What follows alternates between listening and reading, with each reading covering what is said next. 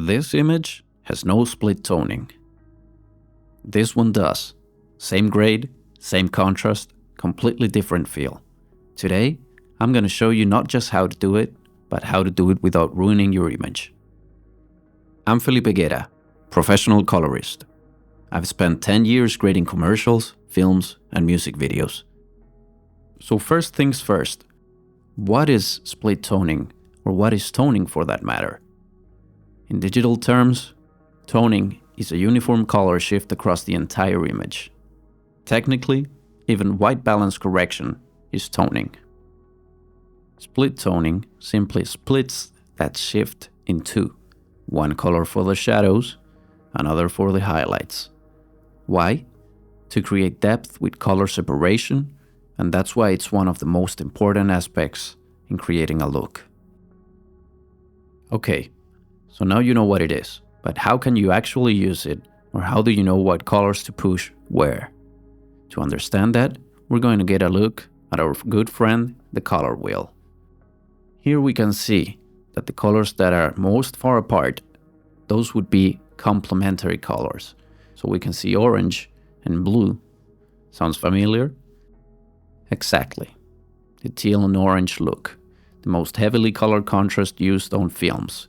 It does not need always to be extremely complementary. You can also push a more monochromatic look, using cool shadows and cool highlights with a minor difference. That would be a much more aggressive look, but depending on what your aim is, it can definitely work. These looks weren't designed by accident. Film manufacturers spent decades engineering these color relationships. When I build a look, I'm not inventing.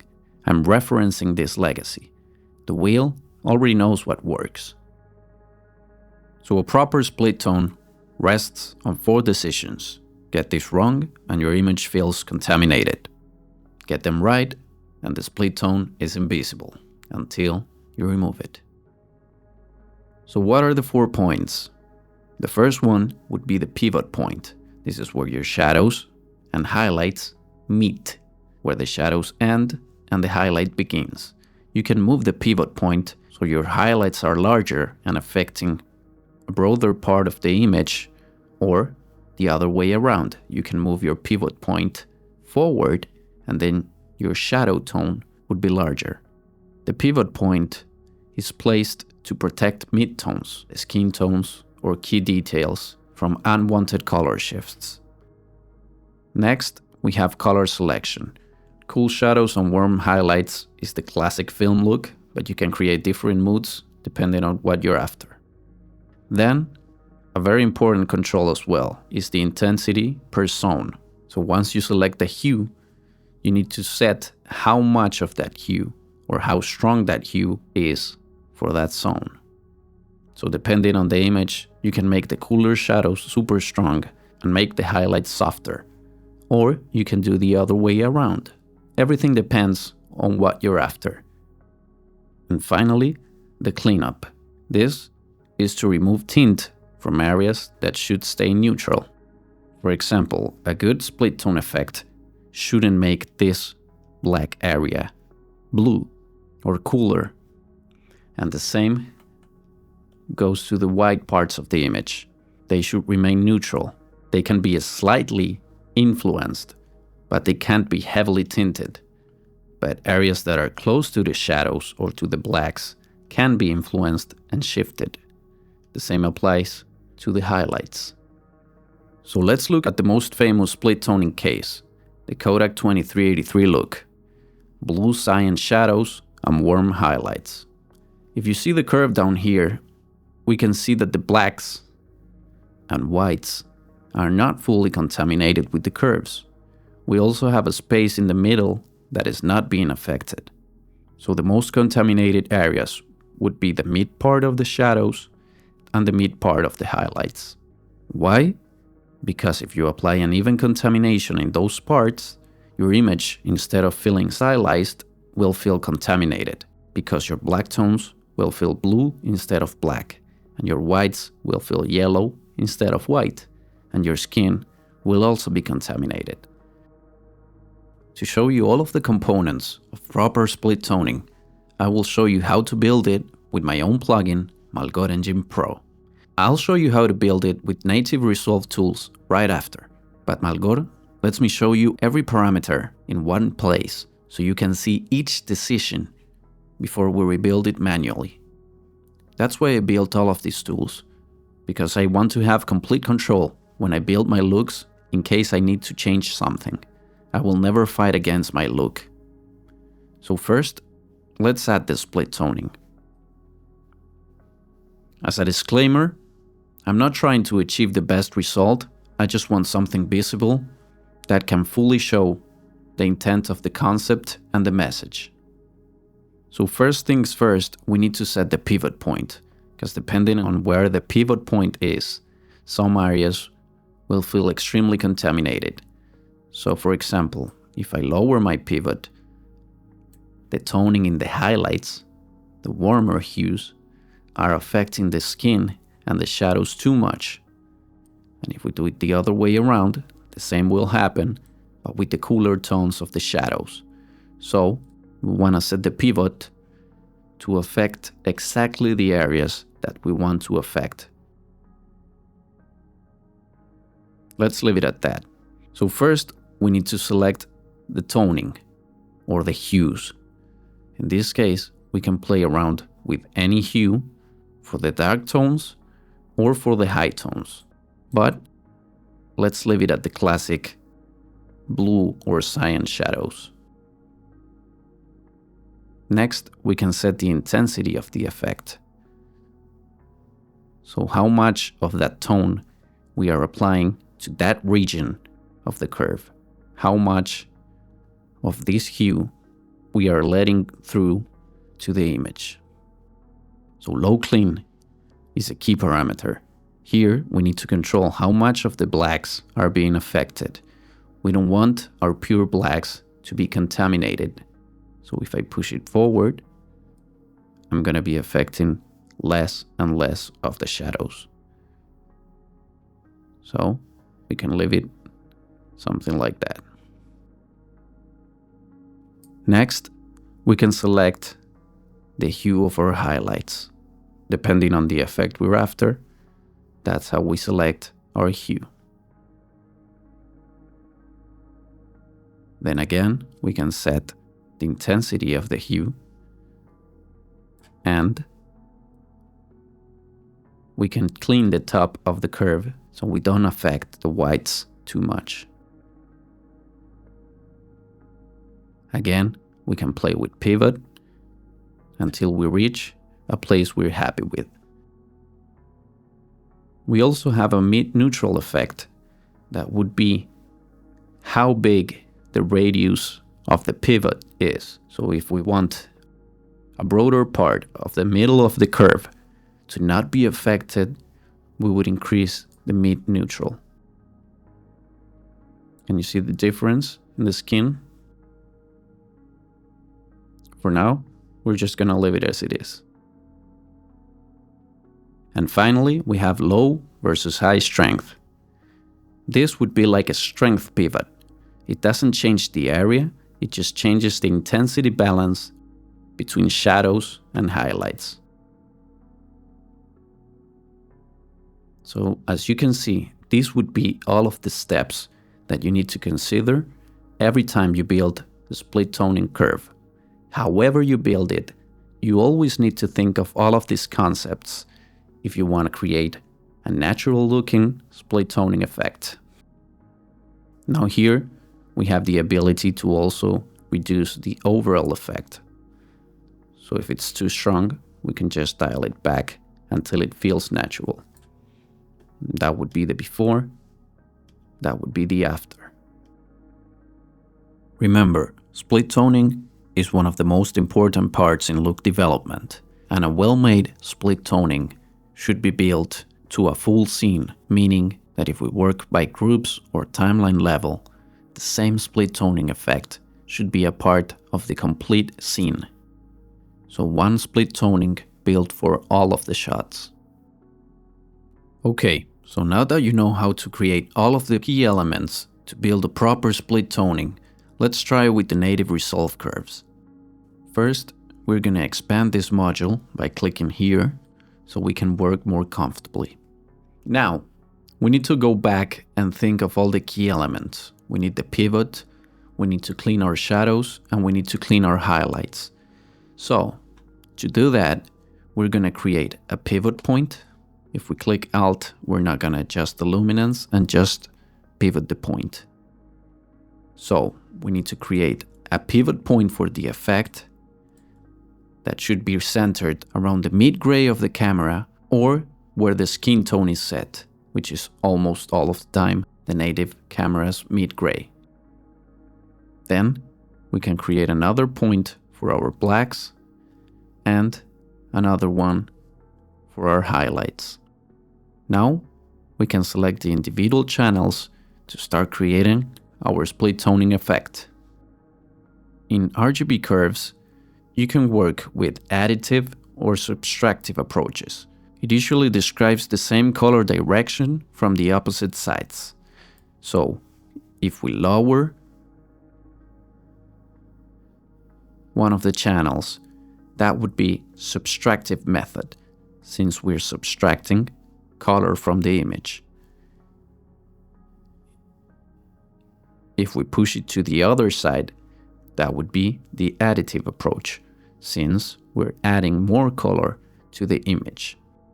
We can create the same split toning effect with both methods. You only need to push it to the opposite side and adjust it until it matches.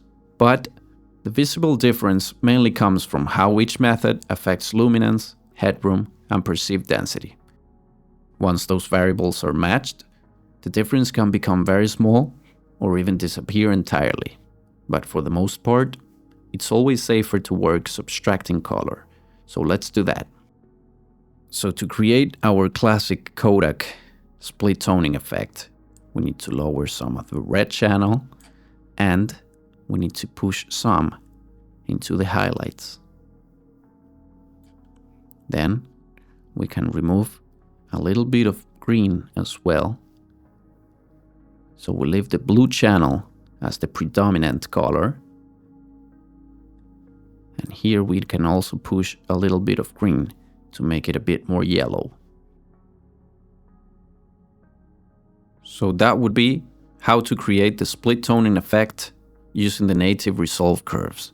Of course, this is not perfect and we can adjust everything to our liking so that we can create any of the effects that we're after. But for educational purposes, I think it's pretty clear.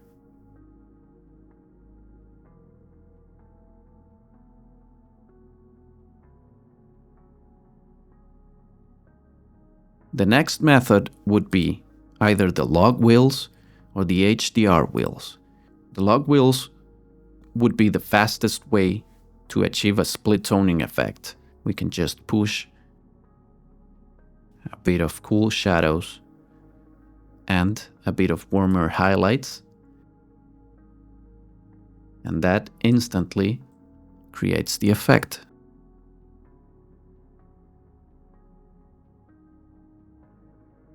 The only problem would be that we don't have complete control on the shadows and the extreme highlights.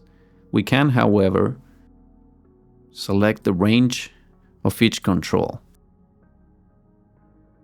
Here we can see that the shadows are affecting everything till that point, and the highlights are affecting everything till that point.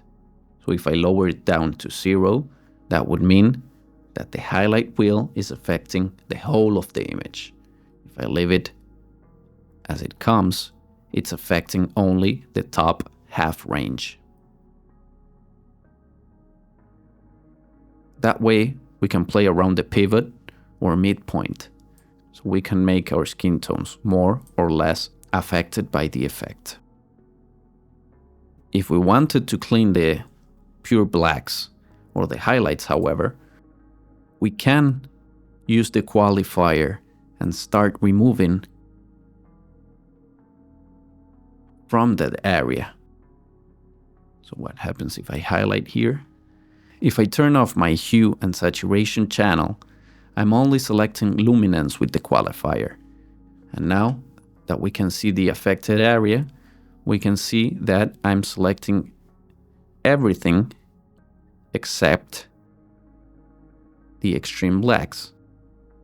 And we can do the same for the extreme highlights.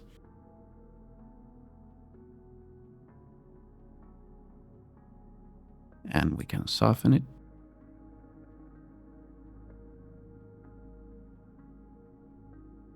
That way, the effect is cleaner and it's not contaminating the zones that shouldn't be contaminated. If you ask me, this would be the fastest and easiest approach. You can also do the same with the HDR Wheels, and here you have a bit more granular control as to which areas are affected. So, if you wanted, for example, to make the shadows a bit more blue, I can come here and select the range of the shadows. The other way we can make it is we can create a parallel node and use our qualifier to select each of the zones. So, let's say we only want the shadows here. We can soften the highlights and the low part. And that would be our shadows. And we can tint that in any way we want. And here we can do the exact same thing, but for the highlights.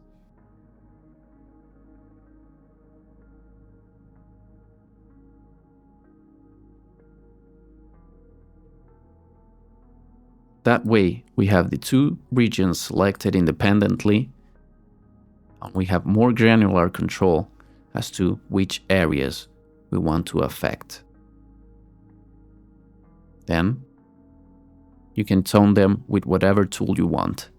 You can use the offset, temperature, the curves, whatever works best for you. Let me show you an example.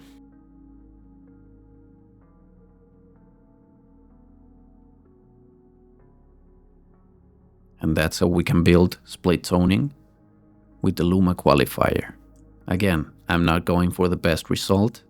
I'm just trying to demonstrate the concept. The final approach we can use is the split tone OFX included in Resolve. Here, we can create a custom split toning scheme. Again, we can select the pivot, the hue of the shadows, the strength,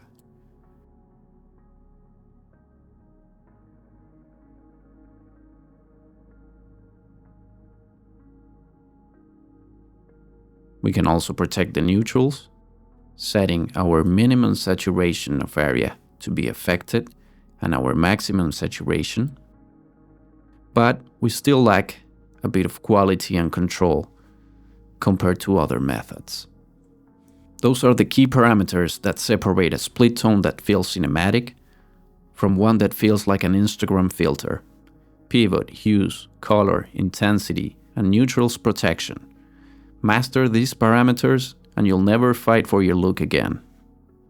If you want to make your color grading faster, simpler, and more consistent, you can check out Malgor Color Engine Pro in the description. It's the tool I built to have all of these parameters in one place. That's it for today's video. I hope you found some of these techniques useful, and if you have your own favorite split toning tricks, feel free to share them in the comments below. If you enjoyed the video, don't forget to like and subscribe. It really helps the channel and allows me to keep on creating more content like this. Thanks for watching, and I'll see you in the next one.